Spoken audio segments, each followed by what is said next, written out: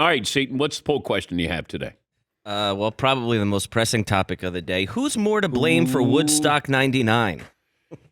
Oh, no. The promoters, the fans, or the bands? Okay, I haven't seen the documentary on HBO, but I saw there was another Woodstock documentary that came out, but this one, that was on Netflix, wasn't it? Yeah. There's one on HBO that I haven't seen that one yet, but the one on Netflix was phenomenal. Okay. I don't even remember it, believe it or not. So basically what happens is they did Woodstock 94 that I don't think was much of a moneymaker, but was pretty successful. Okay. And then 5 years later for the, 30th anniversary or whatever it is. It would be 69, Yeah. 79, 89, 99.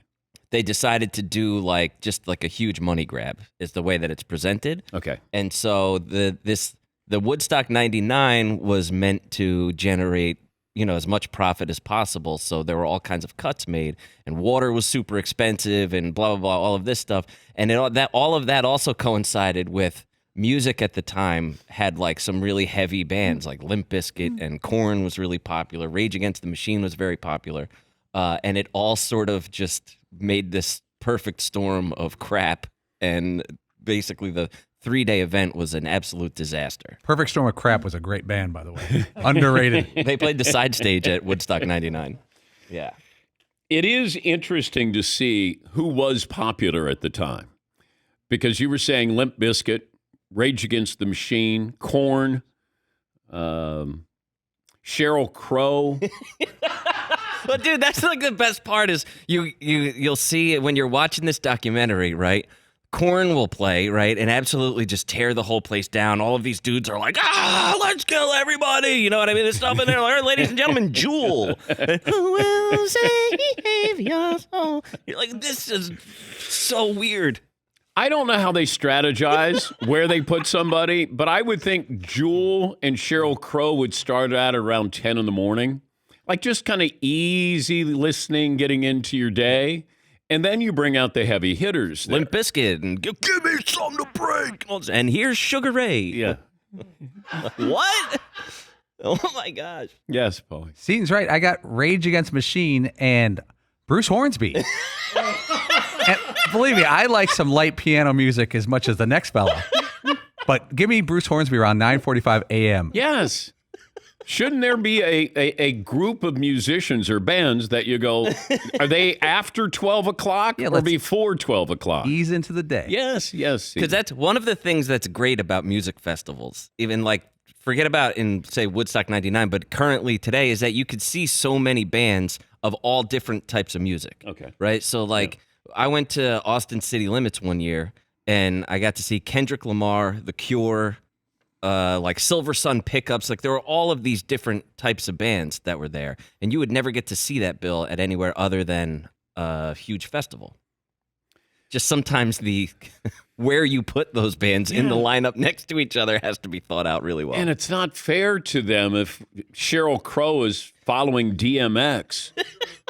It's just not. All I wanna do is have some fun. Let's go. Let's go. Where my dog's at? Right after it. That's my DMX. Yes, Marv. Yeah, Alanis Morissette right after Korn was just not the move. Yes. Isn't that ironic? But you have to know that, right? As a musician, as a promoter, hey, how do we want to place this? Do we want to have, 4 or 5 home run hitters? It'd be like saying, here comes Babe Ruth. Here comes Barry Bonds. Here comes Albert Pujols. Here comes Ichiro. Ichiro? No, we got home run hitters here. And then Rod Carew. No, Rod Carew and Ichiro would be Alanis Morissette and Sheryl Crow. Yes, Mark. But I think that's kind of the smart play because you can't put Korn, Limp Bizkit, Rage Against the Machine in the same night. Basically, you got to spread those guys out. Well, you can spread them out, but where you place these other bands, you can't have me go, oh my God, this is crazy, to Alanis Morissette. Isn't it ironic? Isn't it ironic that I'm playing right after Korn? No, it's idiotic that I'm playing right. Isn't it idiotic? Isn't it idiotic? Don't you think?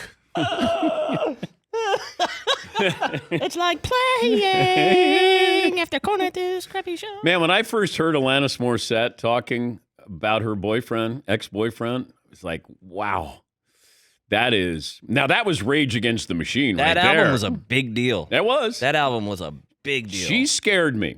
And I think I told this story time with Dan, when I was on Jimmy Kimmel, and Alanis Morissette was kind of the co-host with Jimmy Kimmel.